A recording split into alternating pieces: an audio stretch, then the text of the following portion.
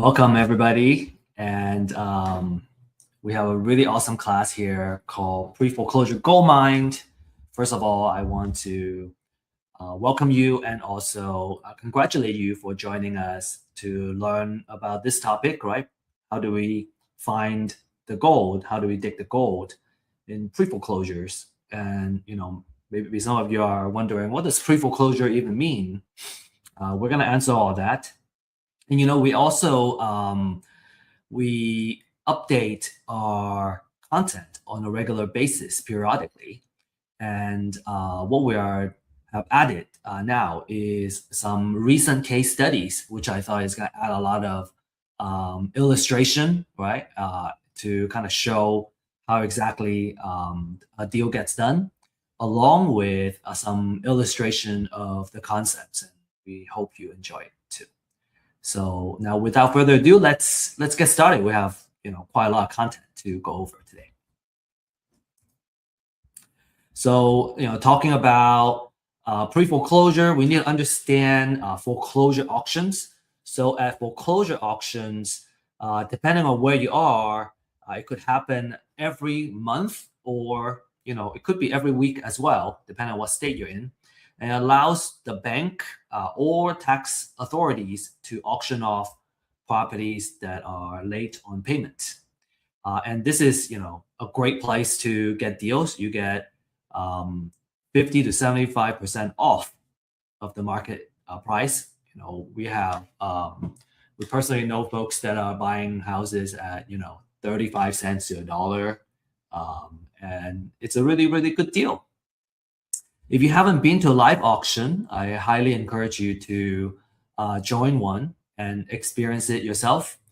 It is a big event and a true sight to be seen. And depending on how your county organizes it, some could be online. If it's in person, I think it's a better experience. There could be multiple trustees kind of auctioning off these houses at the same time, so it's kind of like a circus. And things can be pretty chaotic too. And so now, if you are serious about bidding at these auctions, we have a class on foreclosure and the top 10 tips on what you need to know in order to win these bids. And in this case, if you are interested in bidding on the property, you have to find a trustee and make sure you don't miss it when the trustee is auctioning off the property. Now, also, if you are participating in these auctions, you have to be ready to pay on the spot to when you win the bid. And what you need to do is to have a whole bunch of cashier's checks. You kind of need to have that capital in place in order to bid at the foreclosure auctions.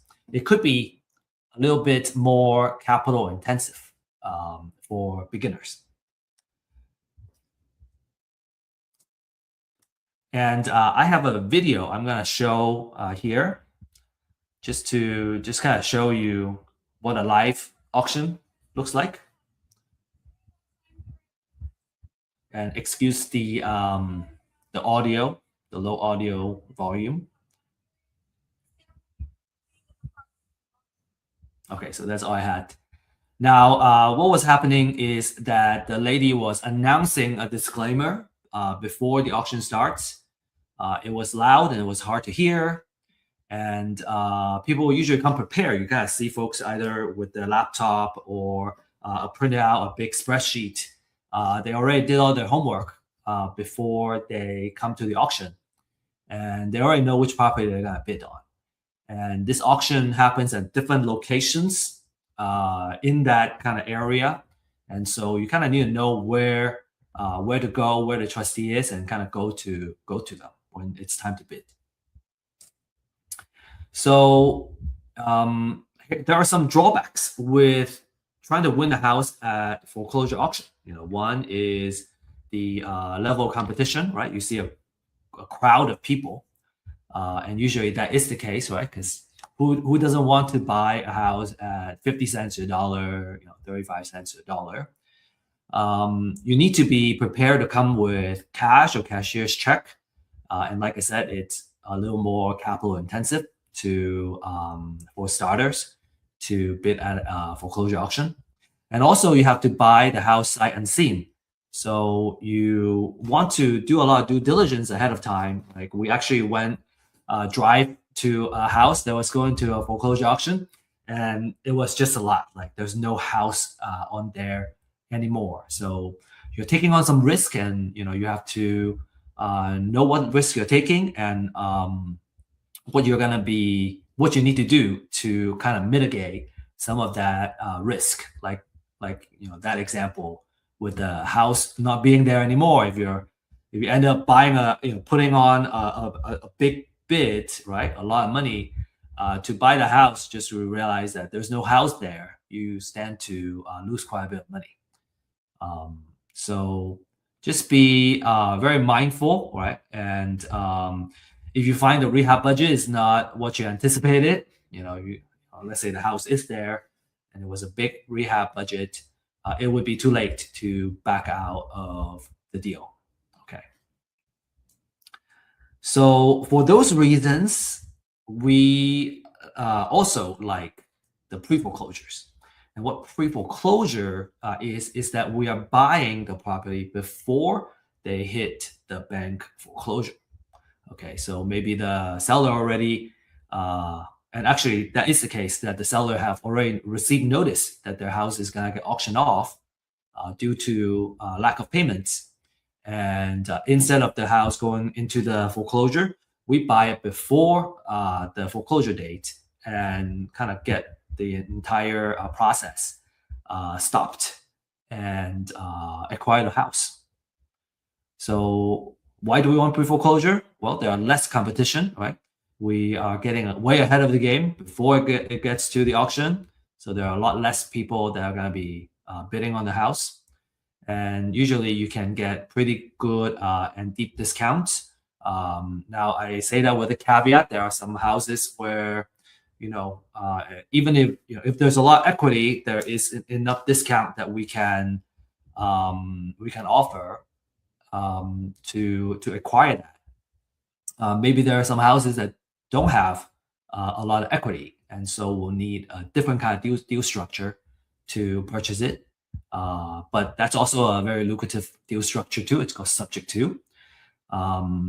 We will talk about how to do that in a more focused class, right? How to structure a deal like that. It's a little more complex, and actually we have a class that we already created on how to structure these type of offers. But anyway, kind of just keep things a little more straightforward, right? You can buy properties at a discount.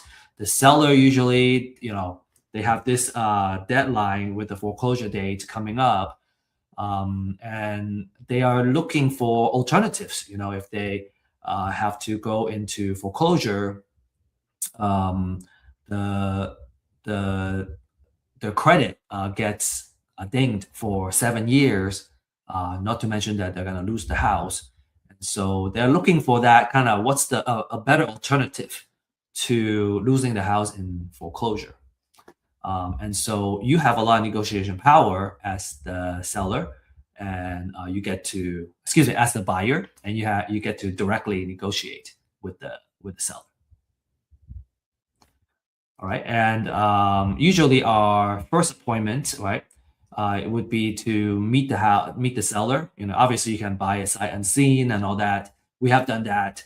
I do find it, and in my case study too, I do find it better to build a relationship if we meet the seller in person, right? Really build a relationship.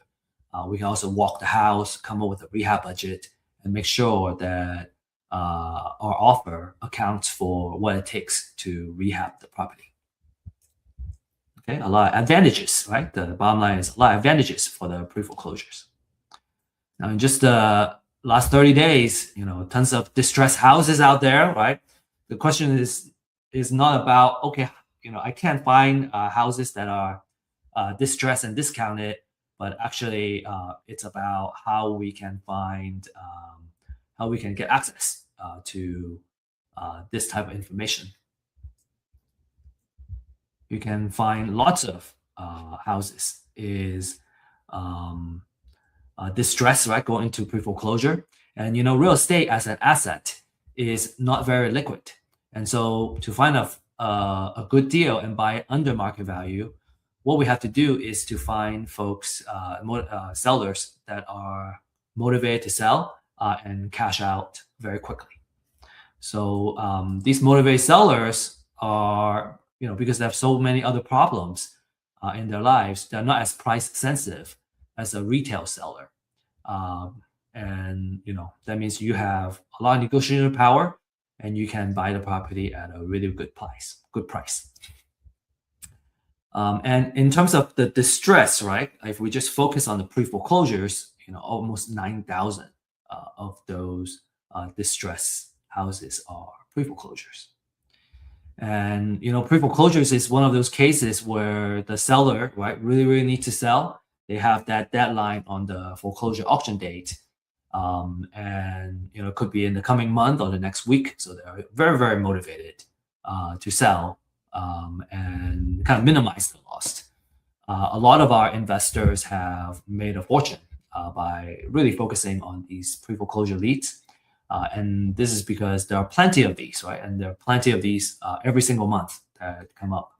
And so with these opportunities, you can also, get your hand on the gold mine, right? The question is, how do we do it? How do we, find these houses and how do we handle them? And we're going to go over that.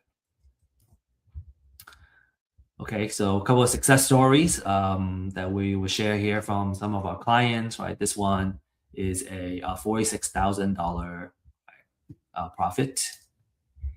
We got another one, 85,000, and another one almost 89,000.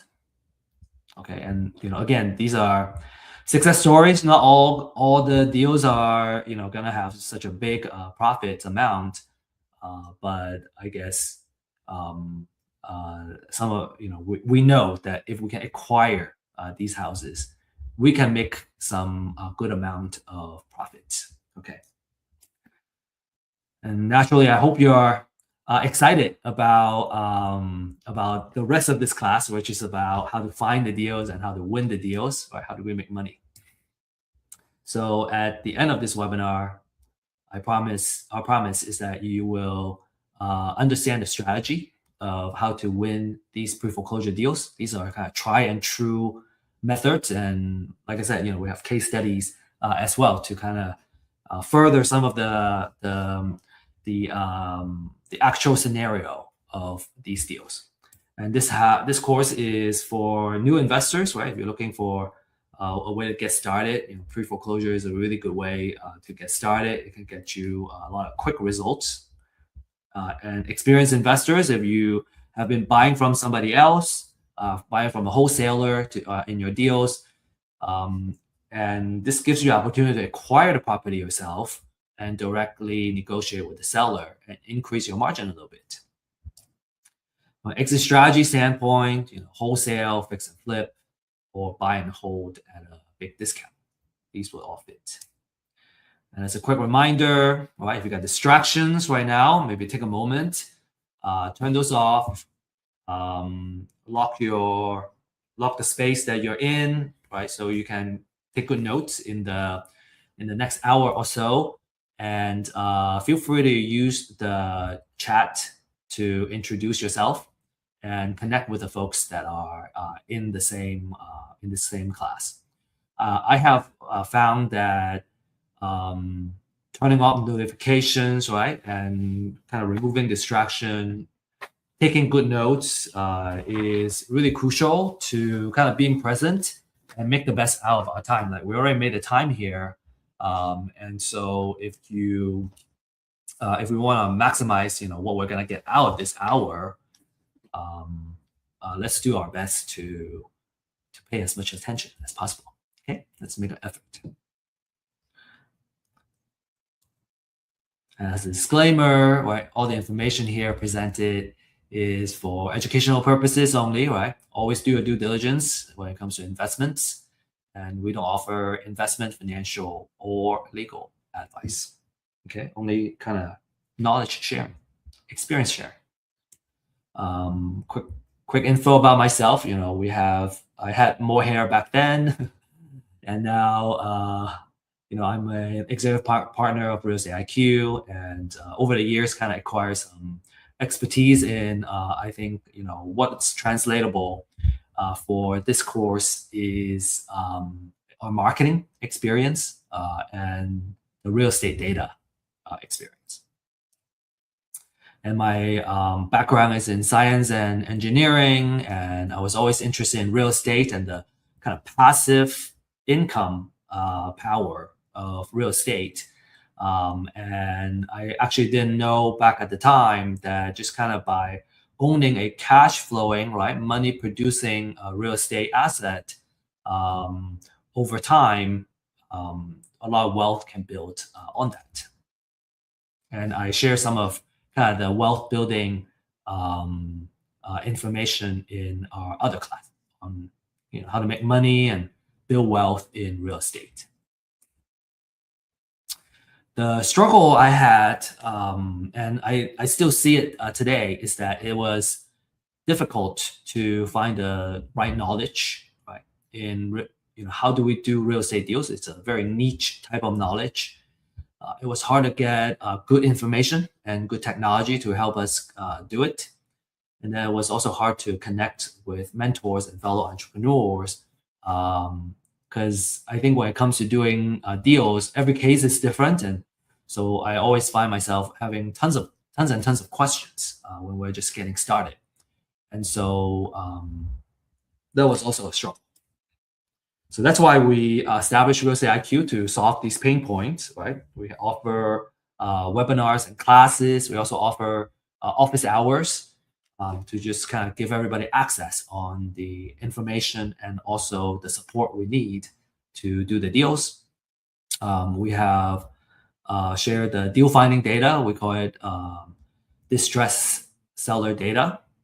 And that's very, very important when it comes to marketing. Or how do we get started? Like we need to start with the deals first. And so these are kind of exclusive type of distressed seller leads that we can access and reach out to the owners and kind of generate our leads. And then we also offer a community of experts. Over the years, we have connected with a lot of coaches and mentors that can walk us through how to do deals along the way.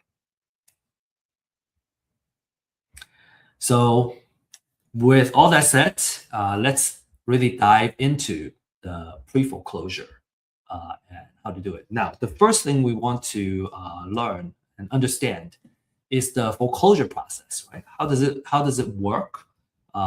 This is going to give us the context that we need to understand when's the right time to do the outreach and all that stuff. So if we understand the foreclosure process, a lot of times we can also add a lot of value to these distressed homeowners, because they are very stressed, right? About, oh man, my house is going to go into foreclosure. What am I going to do? Well, this is the process. The typical process is that the borrower, right? Borrower is typically the same person as the homeowner, and they have more than 120 days of delinquent payments. And when that happens, so about 4 months, right? So when that happens, the lender will all order the trustee to send a letter of demand. And when that letter of demand is sent, the borrower has at least 30 days to pay back the delinquent payments. Or a notice of default and an intention to accelerate will get filed. After that 30 days, or after that curing period expires, the lender will file a notice of sale with the county, and this will happen at least 21 days before the next auction. So, as an example, if the notice of sale is filed today, it won't go into next month's foreclosure auction because it's less than 21 days, but it would be happening in the month after. So at least 21 days before the next auction. And then the property gets auctioned at the courthouse steps, between 10 a.m. to 4 p.m. It could also be online, like I said earlier. And so it will either sold to the highest bidder, or it would go back to the lender or the bank and become an REO. REO stands for real estate owned or bank owned property. Now, that's kind of the main process. A couple of key notes that we should also understand is that, let's say the auction has happened and the house has gone back to the bank or to the highest bidder.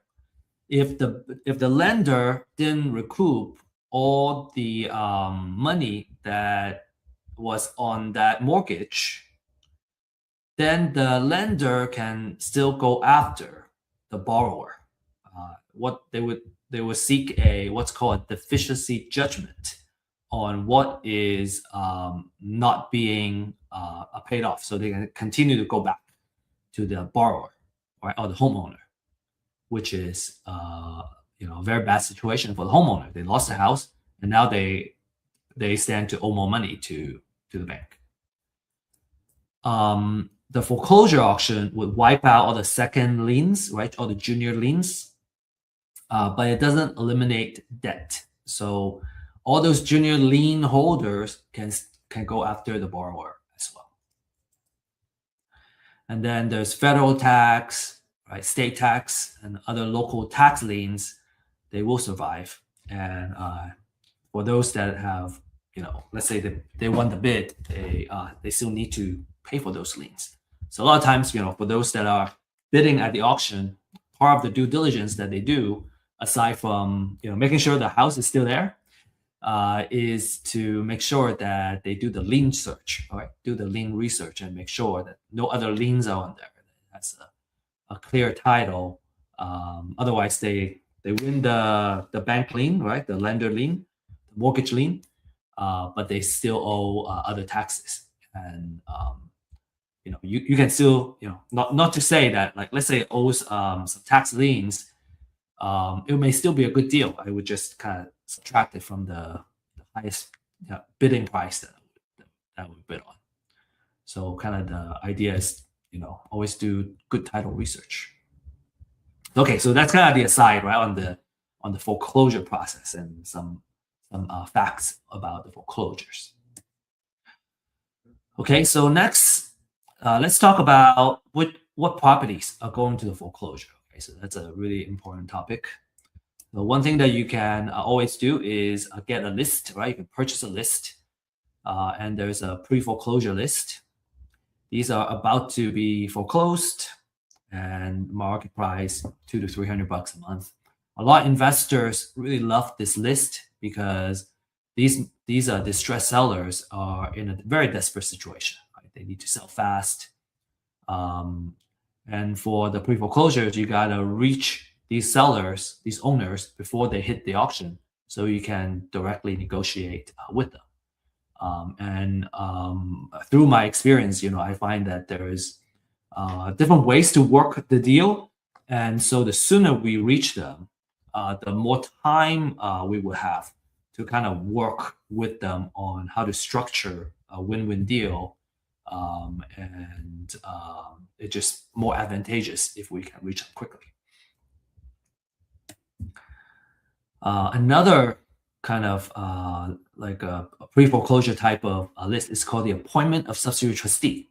So, we have some savvy clients, and this is something that we created because of their request. What this is, okay, short answer is that this is a list that's before it hits a pre-foreclosure list. And the process of it, right? Remember on the foreclosure process, we talk about the lender will ask the trustee to file some paper, right? Letter of demand and all that. A lot of times, mortgage notes that are owned by a big institution, they don't come to any particular local county to foreclose any property. they would usually appoint a local trustee in that county to process all those paperwork for them. And so when that happens, they would need to first appoint or assign a substitute trustee first. And so by kind of mining this information, we can go, okay, well, a trustee is now being appointed or assigned. That means a lot of times the notice of sale is going to get filed very soon. So that's something that we can do research on and find it. We actually have a very popular class. It's called Secrets of Building an Endless Deal Flow, and kind of talks about how we can build a marketing campaign that builds trust and do outreach. And so having the appointment of substitute trustee kind of extends, our period of time to win trust and do marketing a little bit longer, and we can nurture these distress sellers, right, as a marketer. Okay, you can find this information by Googling, right, county name, and go notice of sale, and then what you find, right, every county is a little bit different, but this is what notice of sale looks like. There's a lot of information here. You get the person's name, and so on and so forth, the address and all that, and you can do further research on when the auction is and the amount owed and all that stuff. Now the amount owed is not public information, so the best we can do, right? So what do we mean by the amount owed?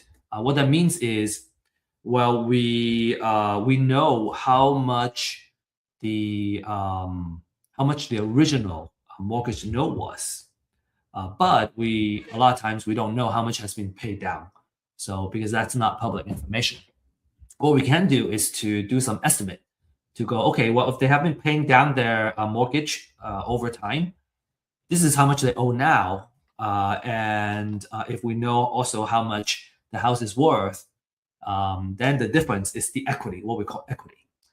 And equity is important because if we want to kind of buy properties, at a steep discount, I usually want to focus on the houses that have already have a lot of equity. They don't owe a lot of money, but and the house is worth a lot. So in a more kind of distressed situation like this, the owner is willing to sell at a big discount just to kind of get out of this foreclosure situation. So what do we do, right? On the motivate seller list, you can find this notice of sale information. It's public information. Usually our advice is, you can do it yourself. I certainly have learned how to do it myself, but it's more important that not to save money, but to learn the process, right? Because it's actually fairly affordable to buy the list. For most people, I would recommend just kind of outsource that. Like, why would we spend many hours every day to kind of capture and mine this data, while our time is best spent in doing the outreach and talking to the seller, right? Data mining doesn't pay us anything. It's the contract, right? Putting the house under contract, and then either selling a contract or acquiring that real estate piece of asset is the reason that we would make money. So, if you're curious, you can learn how it's done, but I truly don't recommend that you consistently do this work. It's a very kind of low value work for an entrepreneur. It takes 15 to 20 minutes to research per record, and then kind of just look at the sheer number of foreclosure filings for each kind of county or metropolitan area. You can see that it just very quickly becomes very overwhelming. And honestly, when I'm mining data myself, I don't want to talk to anybody because I'm just kind of focused on the information, being technical, and I'm not as social. And I think as real estate entrepreneurs, real estate investors, we want to focus more of our time in building trust with the seller and working with them. That's a much better use. So it's also important that we pay attention to the quality of these lists, right? We want to know how frequently it gets updated, right? And we call it the freshness of data, especially for pre-foreclosure because it's so time sensitive. I want it as fresh as possible, right? That's going to give me my first mover advantage. A stale list, which means it's not updated very frequently, is no use to us for the pre-foreclosures at least. You want to understand the extent of the research and the accuracy and all that. And a couple of key elements that we want to look for in a list is that, okay, I don't want to know the borrower information, right? That's mortgager. Mortgager is the borrower information. The mortgagee is the lender, trustee, right? I want to know the address and all that of the property. And then, the stuff on the right is also very important. I want to know the financial information, like the equity and equity percentage. Like I said, this is mainly an estimate, because the unpaid balance is not public knowledge. It's only an estimate. But we would research a lot of this information, and it's kind of something that we can leverage right away, and we can use it as a filter, and then we can focus on just the ones with the type of equity or the type of loans that we want to work with. Okay, so then let's say you get get the list. We want to focus on a more manageable list, so we can filter it down. And a lot of times, the leads are quite expensive, but because we can acquire and we're mining all these data ourselves, and you can get access to these leads at a pretty affordable price. And so because of that, you can afford to kind of really focus on the type of leads that are most valuable for you. A couple of things that people like to filter on is maybe it's the address or the zip code that they want to focus on. It could be the, how much, what's the assessed value or the appraisal value. Sometimes you don't want to go above a particular value, right? You want to focus on a particular sweet spot in terms of the pricing for you. It could be the type of equity. Maybe I want, really steep discount, and I want to focus on a particular type of equity, high equity. Or, the folks that want to do a subject to, maybe they want to have lower equity and just kind of focus on those. And you can also always do that. One thing I do want to mention is that when you have a smaller list, right, where you kind of filter those, now you have more marketing budget to market to each lead. As an example, let's say I have $1,000 a month of marketing budget that I can spend. If I focus on 100 leads, that means for 1,000, I can put $10 to market to each lead, right? So I have for $10 budget, I can do a lot of things. I can text, I can call, I can email, I can even send a few letters, right? Direct mail letters. Because $10, I can do a lot of things. But if I have $1,000 marketing budget and I have 1,000 leads I'm trying to market to, well, I only have $1 per lead. So I know I can't send out a direct mail because that's just one letter that already burns all my budget.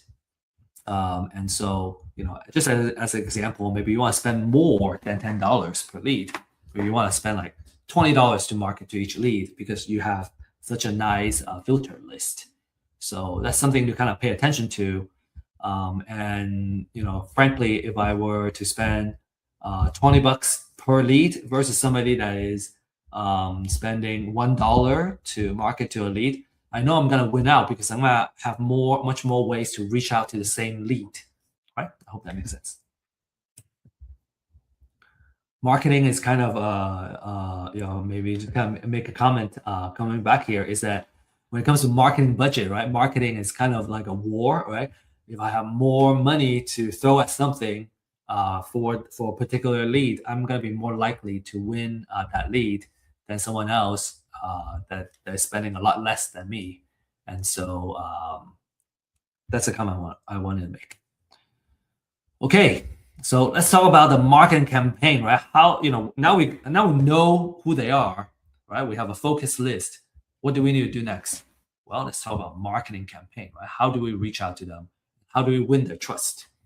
So if you enjoy this segment, make sure you take our class on the secrets of building an endless deal flow, right? We really focus on the actual marketing side of how to use our data. Okay, so one very common technique is called door knocking. So you show up at the door, you talk to them in person, and because you get that face-to-face time, you can build trust very quickly.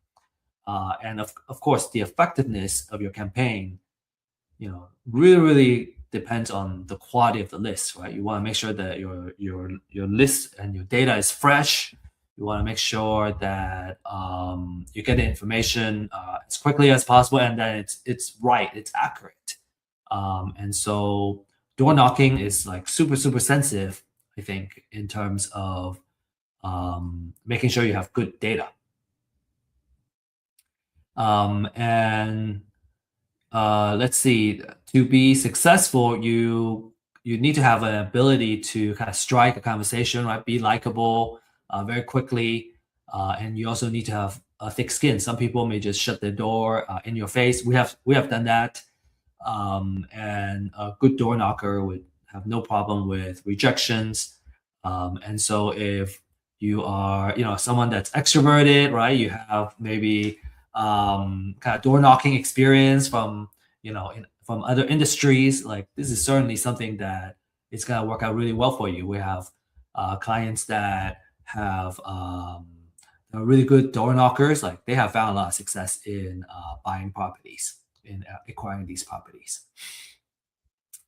We have an app called dealsnearme.io. That's something that you want to look into. It's in alpha, I think maybe beta phase now. And what it does is that it allows you to look at the app and look at the map and kind of see all the houses that are or have been in foreclosure near you. So you can drive and see the property. You can kind of also drive around that neighborhood and just kind of learn about the neighborhood that are around you. Real estate investment and real estate can be very local. And so that Deals Near Me app really allows you to learn about your neighborhood, drive around, kind of see what a pre-foreclosure house looks like. And also you can obviously use it to plan your door knocking route. And then you can knock on the doors and, introduce yourself as a neighbor if you live in the area. So really cool app that I want to highly recommend you to check it out and learn how to use it and give us some feedback also. Now, of course, door knocking may not be for everybody. I highly recommend that you try and do it, no matter if you're an introvert or extrovert. I think it gives you a lot of kind of learning and context. And by talking to them, you kind of understand how they feel. You can learn how to work with these type of distressed owners. If you're a little more introverted, maybe cold call is a little bit better method. So here we have a script here for you. I'm not gonna read this over, but maybe what you can do is to take a screenshot on the couple of questions that we have. And when you reach them, these would be some of the questions I want to find out is, learning about kind of their situation, what do they want to happen, and then another thing is what kind of condition is the house in, okay, so that we can do the rehab budget, which we're going to go over next. Okay, and then if you can reach them, here's a voicemail script that you can use. again, you can just take a screenshot here and then practice using it. And then over time, you get so good, you don't need a script anymore. But in the beginning, you probably need a script to kind of get yourself familiar with what needs to be said and get some practice in. And I think my recommendation is that when you are just starting out, for example, just try to make, maybe making phone calls is not what you're used to. Well, just make one call a day. Just start practicing one call a day, and then over time, 5 calls a day. 10 calls a day. Make sure you have one quality conversation. We're kind of getting to a point where we know that if you can make one high quality conversation a day and capture the information you need to kind of move on to the underwriting and making offers, you're gonna get a set number of deals every month. 1 to 3 deals every month. If you get one quality conversation with a seller a day, it doesn't matter if the deal is a good deal or not very good deal, as long as you have a good kind of quality conversation with a distressed seller. Okay. So next, well, we gotta do the outreach, right? Make the connection, and then most of the time we want to listen, right? So we want to be empathetic. We want to have some questions kind of prepared, right? It's kind of like the call scripts that I shared, and let them talk, right? Just remember they are facing a lot of distress, right? The foreclosure may just be one of the things that is not going well in their life. Let them know you're interested in their property. Some people, maybe they don't want to sell, they want to keep the house. My approach is I help them work on solutions of keeping the house too. And if they don't want to sell, that's okay. At least I'm helping somebody. And if they have exhausted all the options and they want to sell, hopefully we have built enough goodwill that they would think of us first. And obviously, if we're out there trying to help somebody, we also feel very good with continuing to do this, right? It kind of feeds our spirit and our soul. So what other things do I want to share here? I think it's important that when we can get in touch, is that we are able to capture the information, say the condition of the house and all that. Why are they selling? How much do they want? And why do they, what's the reason, that's the pricing that they're looking for. And then understanding the condition of the house. Now, of course, if you say you're door knocking, you can actually see the house and its condition right away. So you have a good idea of what that property looks like, what it takes to rehab the property. And if not, you may want to arrange a meeting so you can see the house. So next, I want to just talk a little bit about the funnel and how we set up our stages. Okay. So if I were to set up a CRM, this would be the 10 stages that I would set up. And this would be kind of the different steps of how we handle a lead, right? So at first we have a distressed seller leads, right? That would be, say, the real estate IQ leads I get. I know that they are distressed, but they're cold because they don't know me. They don't know what solutions are available. And, they don't want to do business with me yet. So that's stage number 1. And then we'll do outreach, right? So we filter out the list. We'll do the outreach. Excuse me for the allergy. And after we do the outreach, we'll receive a response. Either they say yes or they say no, go away. We leave them alone if they say no. If they say yes, then we can schedule a phone appointment. So in stages 1 and 2, they're cold leads, right? They don't know us. But from 3 and 4, they're warm leads now. And now if we're able to schedule a phone appointment, now we have a hot lead, right? We complete the appointment, we talk to them, we gather the information that we need. Now we have right? If we have a quality conversation, now we have a hot lead. And a lot of the cases, we may want to get their mortgage information as well, right? And then that will allow us to do all the underwriting that we need to make an offer. So stages 6 to 9, we put it here. We already got a lot of information. So these are the fire leads. Like they're, if we put in the right offer, right? If they trust us, if we do all the right things, we're gonna win the deal. And then stage 10 is the deal close. They sign the contract. Okay, so I want to kind of share with you this item here to demonstrate, like, okay, so let's say I want 3 deals a month, right? Or 1 deal a month. But let's just do 3, right? You can always divide the number by 3 to get 1 deal a month. Let's say we want to get 3 deals a month. That means that we probably need to have 12 underwriting per month. We need 12 fire leads a month. And 12 per month is 3 a week. So I want 3 fire leads a week.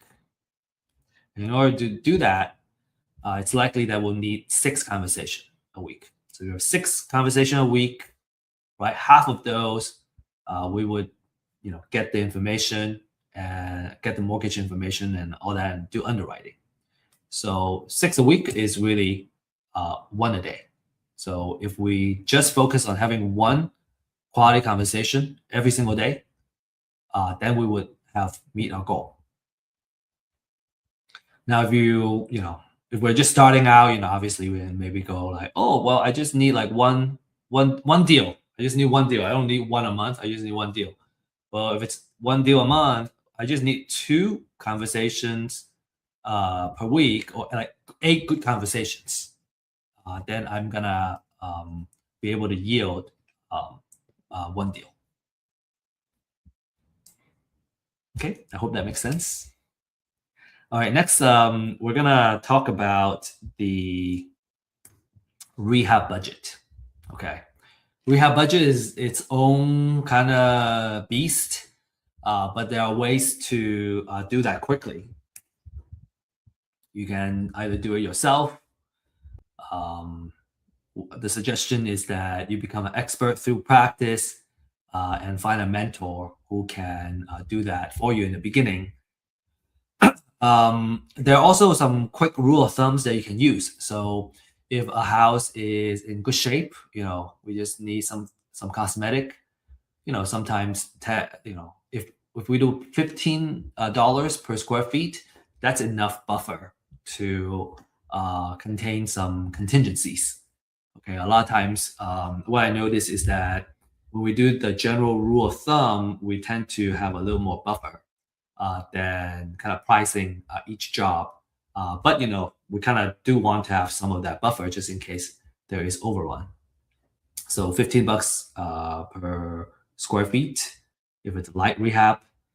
A mid-gray is about $30, and then a high end is about $50. And these numbers could change from time to time, right?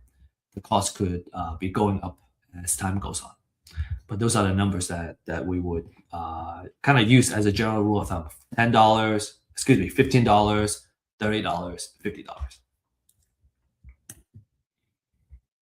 Okay, and then next, we present the offer, we negotiate, and what I, in my experience, I see that a lot of the distressed sellers, as long as we are paying attention to what they're looking for and what they're needing, and we structure the offer in a way that works out for them, a lot of times they will say yes. Maybe they're shopping around for different offers, but as long as we're able to solve their needs and it also works for our numbers, they're gonna say yes. So money is important, but terms is also what wins the deals. And so it's very important about kind of structuring the deal so that it can solve their situation. And so, that's why having some creative financing, we mentioned subject to as an example, some creative financing type of deal structure, if the seller is open to that, can add a lot of flexibility in our offer. And we usually offer several options, cash option and a creative financing option. And when we presented them, there are a couple of choices for them to say yes to instead of like yes or no to an offer. So that's our approach at least. And then if they say yes, we put it in writing. We can have we can use some contract templates that we have. We can use the track contract template and so on and so forth. Okay, then let's say we put it under contract. Then we put it. Then there's maybe if we're gonna acquire, we're gonna need to figure out the funding side. But for sure, we're gonna need to be aware of potential title issues. And here we see it's very important to have relationship with investor-friendly title companies, right? The title companies that knows and understand how it works, how to work with investors. They're proactive in solving title issues. They have in-house real estate attorneys, and they understand owner finance and subject to, and so on and so forth. And then the last thing is closing, right? There will be last minute issues that may come up and that need to be addressed. So if you have a good contract and you already have trust established with the seller, you're gonna go through that final stage quick, kind of smoothly and close the deal. And now you won the deal.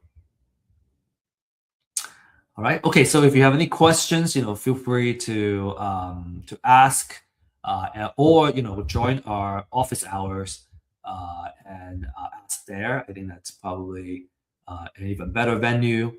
And towards the end of this talk, I'm going to be sharing with you some events that you should be joining. For now, I want to show you this case study. I find it very, very interesting. So this is the Mart deal. This is a deal in the city of Mart. What was interesting and kind of caught my attention was that it was sitting on 20 acres of land, and the land is in the opportunity zone, which is a designated area where if you invest money in the opportunity zone, there's a lot of favorable tax treatments that you can benefit from. So that's what got our attention at first. And the owner comes from pre-foreclosure. He owes about $3,500 in back mortgage, right? So he was behind. Talking to him a little further, he wanted to sell. He bought it. I think about 10 years prior. 10, 12 years prior, and he still owes money. Turns out the mortgage that he has was a very high interest rate. Was 9% or 10%, something like that. And so, but because he held on to the property for a while, the property has increased in value. So he was able to build the equity, even though the mortgage principal amount, the principal loan has not gone up, but because the value has gone up now, he was able to sell some equity. He wanted to sell and then take care of some kind of family situation. The house needed AC replacement, septic, it needs new paint, and so on and so forth. So we had a rehab budget that we created, and then on top of that, he wanted to have 45 days to move out, and he wanted like 240,000, and the mortgage they owe was 105,000. So okay, so we got all the information, right? And what was interesting is that if we also saw some value of the land, the value of the land alone at $9,000 per acre with 20 acres, we're looking at about 180,000. So that kind of made the deal very interesting, because if you want 230 to 240 and the land itself is worth 180, maybe there's some margin there for us. So this is our kind of analysis. The ARV after repair value that we calculated was 365. We do the 70%, right, rule of thumb. 70% of that is 256. The rehab, we estimated $30 per square feet, which is about 41,000. Subtracting that, we came back with 215. So close to his 230, but not quite. He ended up accepting the offer. So we acquired it. What are some dramas? Some drama was prior to closing. Well, number one is the closing date had to get delayed because we had to get financing, and the lender needed more time to complete the appraisal, everything. So closing got delayed.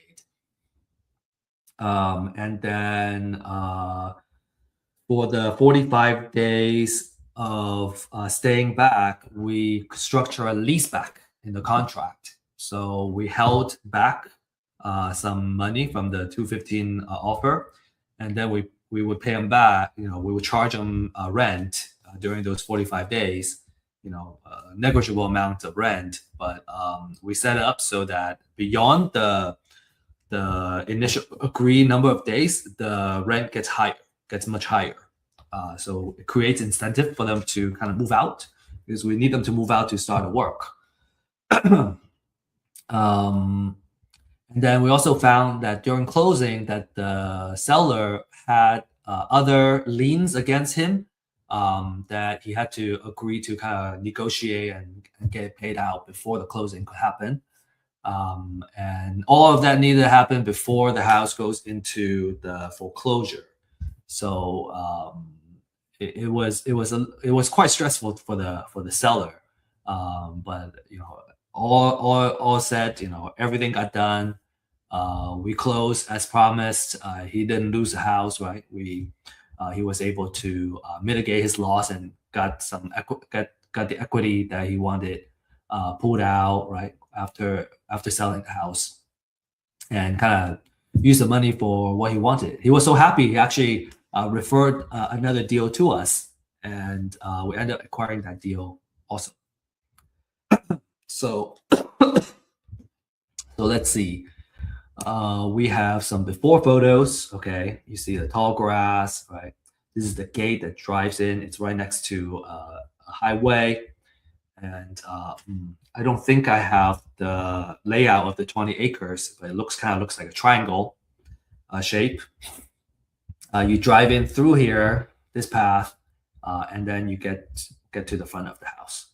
He has this addition here that he built himself that we ended up tearing off. It was not built to code, and it was too expensive to get it up to code. It was not worth it. The ceiling was quite low, so we didn't think that was worth keeping. These are the photos of the kitchen. We ended up, taking that island out and kind of rebuild the kitchen and relay out the area. And you can see the inside is, pretty dark.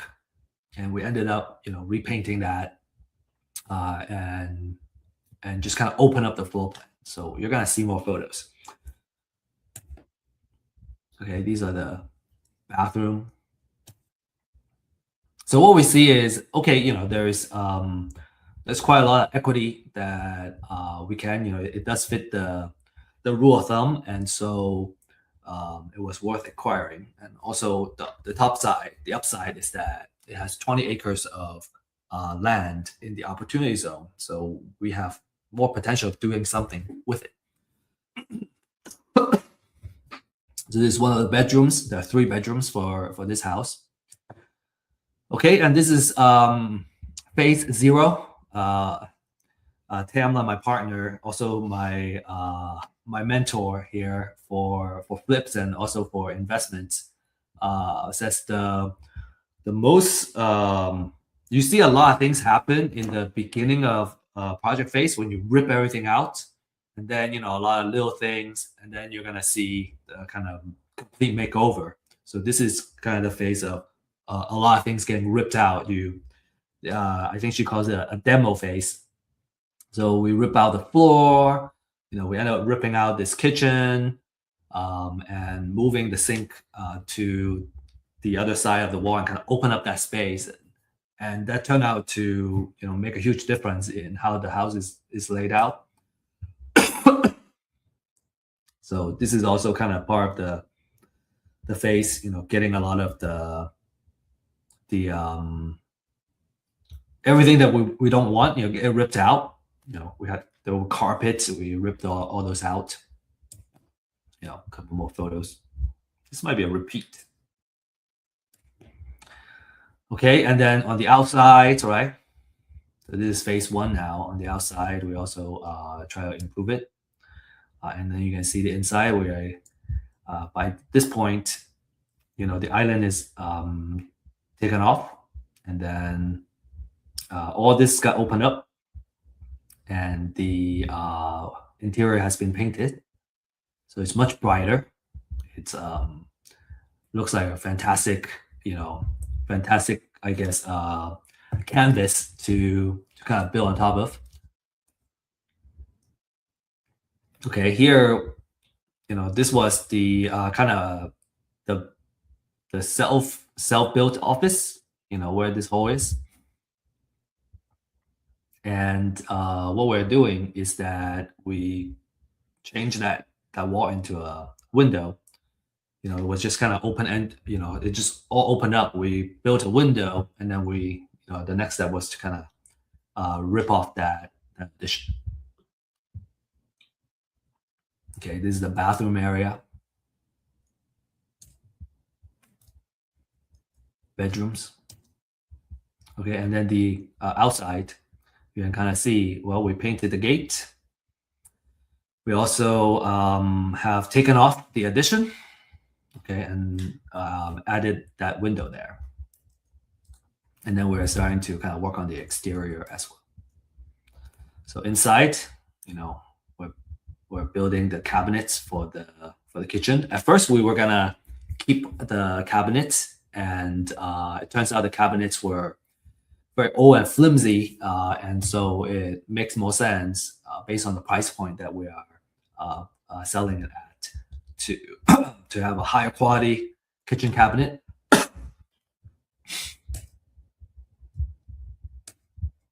Okay, and then this is kind of the during phase of the bathroom.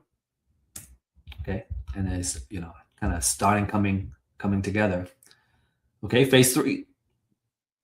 We got the exterior painted now, right? The interior, the kitchen is got built. We put an island. Before it was kind of diagonal, which takes up quite a bit of the space. Here we're putting it kind of lines up, so it's more of a open field with the new layout of the island. Okay, and then here we got the countertop put up there. So the design of this space, and it kind of turned out really well. So now this is the kitchen almost built out. All right, and the exterior, it's already done. So, and then here we're putting the shelves on here. So it's looking really nice now, right? The kitchen, the bathroom, and it's very desirable now.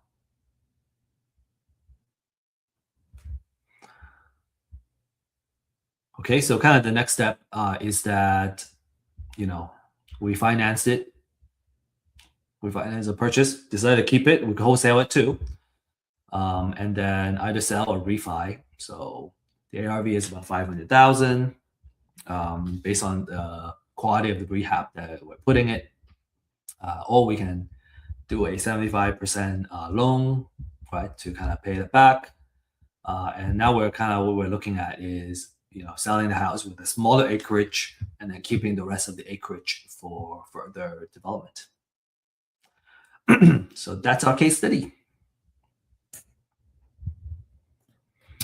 Okay, so as recap, we talked about the foreclosure process, right? And how to get and work the pre-foreclosure list. And then we also talk about the marketing stages, right? How do we set up and really start winning these deals? The next question is, how do we get started, right? How do I get started? So here are the 3-step process. Step 1, get a pre-foreclosure list. The more quality and essential research, the better. And that's what the Real Estate IQ off-market leads can offer you, right? We got the freshest data available. It's updated pretty much every day. So you get new leads that you can use every day. There is extensive research, including estimated equity. And then for a limited time only, you can still access this disruptive pricing.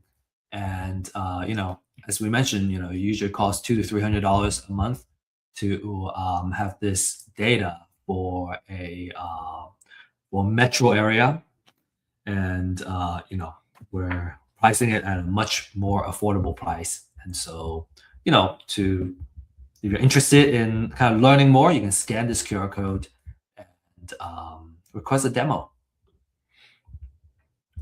Next is, if you really want to do it, you gotta, I find it difficult not to have somebody I can call and ask question on, because even every single step of the way, I have so many questions. I don't know how to do something, and I didn't know how to do anything. And so, in the beginning, I had a lot of questions, and over time, I already learned it. I got those questions answered, and then I have, less questions. And I think having having a support system, right, where you can get your questions answered, it's just so crucial. So we have a deal accelerator program. That's why we're offering that for you. And we have a wait list right now. So if you're interested, you can fill out the form and get interview and get qualified for the wait list. And then when we are ready to launch a new cohort, we will we'll connect with you, and then we'll get you going. And then step number 3 is doing title research, right?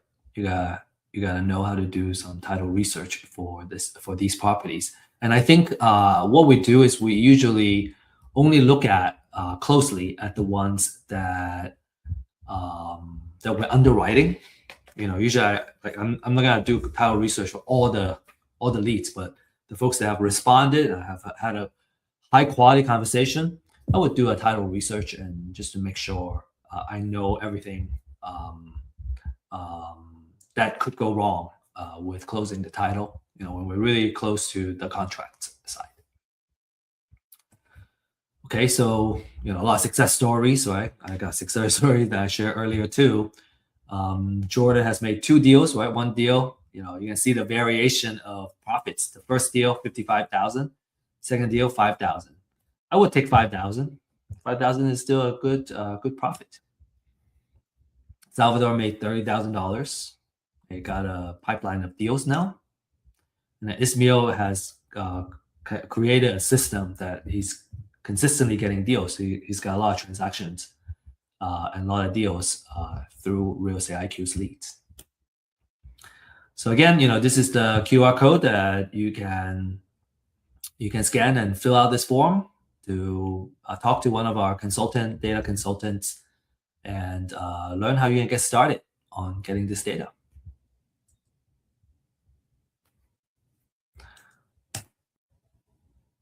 All right, the last thing I really want to invite you to is to join our live stream for deal makers. This is where we showcase real life case studies, right, on the deals that we are working on, in addition to the leads that we are working on too, the hot leads, right? How do we do underwriting?